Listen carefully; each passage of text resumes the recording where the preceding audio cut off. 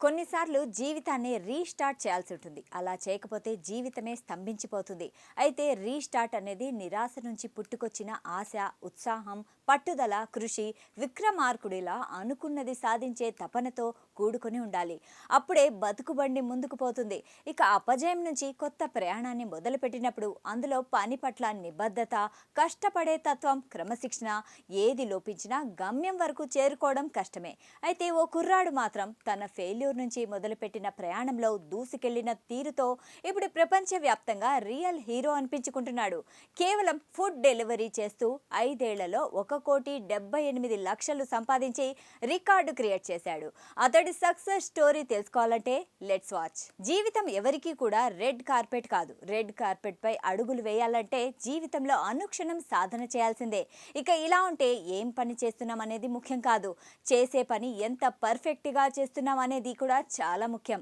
చిన్న ఉద్యోగం అని బాధపడకుండా కష్టపడి పని చేస్తే ఖచ్చితంగా ఉన్నత స్థాయికి చేరుకోవచ్చు. ఈ రెండు లైఫ్ ఫార్ములాలను బాగా వంట పట్టించుకున్నాడు చైనాకు చెందిన ఓ కుర్రాడు.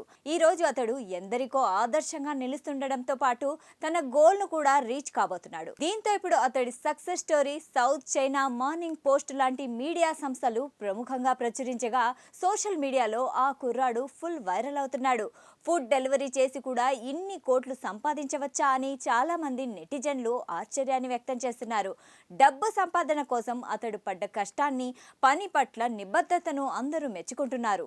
కష్టం, క్రమశిక్షణతో ఏమైనా సాధ్యమే అని నిరూపించాడంటూ నెటిజన్లు ప్రశంసిస్తున్నారు. ఇంతకీ ఆ కుర్రాడు చేసిందేంటి అనే మ్యాటర్లోకి వెళ్తే అతడి పేరు జాంగ్ జుక్వియాంగ్. అతడి వయసు 25 ఏళ్లు.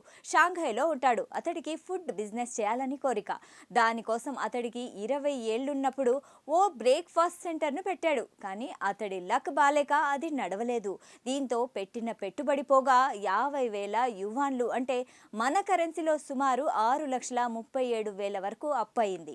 అయితే దీంతో అతడు కుంగిపోలేదు, అస్సలు నిరాశ చెందలేదు. ఈ లాస్లో నుంచే జీవితాన్ని పట్టాలెక్కించాలని సంకల్పించుకున్నాడు.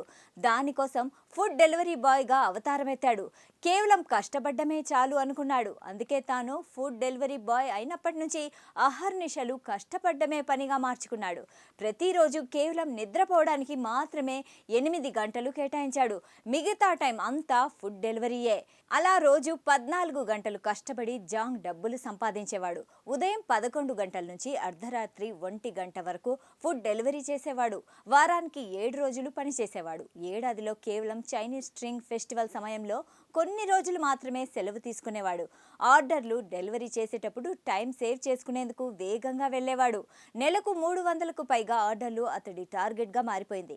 ఈ క్రమంలో అతడు మొత్తం 5 ఏళ్లలో 3,24,000 కిలోమీటర్లు ప్రయాణించాడు.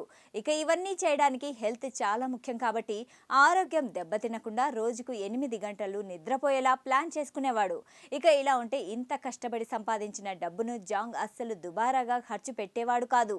కనీస అవసరాలకు మాత్రమే డబ్బులు ఖర్చు చేసేవాడు. లగ్జరీ అలవాట్లు, వ్యసనాలకు దూరంగా ఉండేవాడు. పెట్రోల్ ఖర్చు కూడా తగ్గించుకునేందుకు ఎలక్ట్రిక్ బైక్ వాడేవాడు. దీంతో తోటి రైడర్లు అతన్ని ఆర్డర్ కింగ్ అని పిలిచేవాళ్ళు. ఇలా 5 ఏళ్ల పాటు అహర్నిశలు కష్టపడిన జాంగ్ 1.4 మిలియన్ యావాన్లు అంటే మన కరెన్సీల ప్రకారంగా 1,78,00,000 సంపాదించాడు. అందులో నుంచి అప్పులు, అవసరాలు తీర్చుకొని 1.12 మిలియన్ యావాన్లు అంటే 1,42,00,000 ఆదా చేసి ఇప్పుడు చైనాలో హాట్ టాపిక్ గా మారిపోయాడు. ఇతన్ని ఇప్పుడు చైనాలో అన్ని పాపులర్ ఛానల్స్ ఇంటర్వ్యూ చేస్తుండడంతో సెలబ్రిటీగా మారిపోయాడు. అయితే వచ్చిన డబ్బుతో ఏం చేయబోతున్నాడని మీడియా అడిగిన ప్రశ్నకు బదులుగా జాంగ్ ఇంతకాలం కష్టపడి సంపాదించిన డబ్బుతో 2026 ఫస్ట్ హాఫ్లో 8 లక్షల యావాన్లు అంటే ₹1,00,00,000తో షాంఘైలో 2 బ్రేక్ఫాస్ట్ షాపులు తెరవబోతున్నాడు. మళ్ళీ ఎంటర్‌ప్రెన్యూర్‌షిప్‌లోకి అడుగు పెట్టబోతున్నాడు. అందుకే పెద్దలన్నారు ఎక్కడ పోతే అక్కడే వెతుక్కోవాలని. మరి జాంగ్ స్టోరీ చాలా మంది యూత్కు ఇన్స్పిరేషన్ కావాలని మనం కోరుకుందాం.